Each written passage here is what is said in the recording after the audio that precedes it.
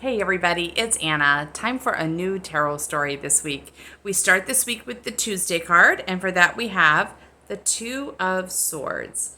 So I connect the number two to a time of germination or rooting in. It's like we're really getting started and starting with a good base with what we're creating. Swords are connected to the mind. So they're about ideas and beliefs, mindsets, and strategies. So the image here is, it suggests the mind is rooting in. It's learning how it's going to function in this current spiritual trajectory. And the second step it hits is blindness, it looks like. So this woman's sitting here with a blindfold on. She's got crossed swords, and it implies that she's at a moment of making a decision.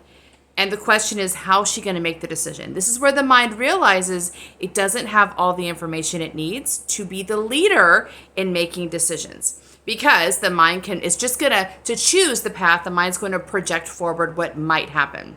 And the mind learns through repetition, and it learns through past patterns. So all it can really do is sort of imagine what patterns might show up in this decision or this other decision. And of course, that can go both ways, right? You might imagine some good patterns or some helpful patterns. You might imagine some struggling patterns. But no matter what the mind is coming up with, it's all reproducing what it's learned from the past, which means it doesn't really know what's going to happen in the future. And so it can't pick the right path because it doesn't have enough information. So this is the moment where the mind goes, oh, how are we going to navigate this new journey? How are we going to make this work when I don't know what's going to happen next and all I can rely on are past patterns?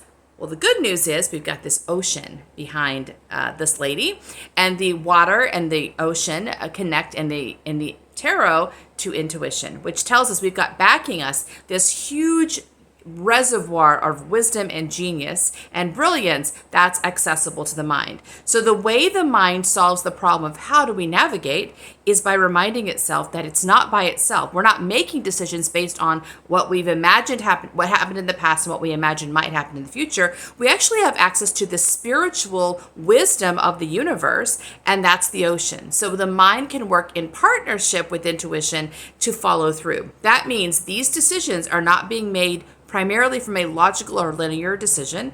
They're being made from a place of a deeper wisdom, an intuitive knowing. So this is helpful if the mind learns to trust the intuition. That's the key here. That's the rooting in, is this relationship between the mind and the intuition. Is it going to be amicable, or are they going to be fighting each other? And very often for people who are intuitively led, body or heart intuitives, the first part of our spiritual journey, there's a lot of struggle of who's going to win the day. Is it going to be my intuition, my imagination, my inspiration, or is it going to be this logical linear path? There is sort of a struggle, but this is an opportunity for them to learn to do something different, to cooperate together, which is usually the first step I take with most new clients. Is we sit down and we try to bring together, or we do bring together, the mind and intuition so they can learn how to become partners.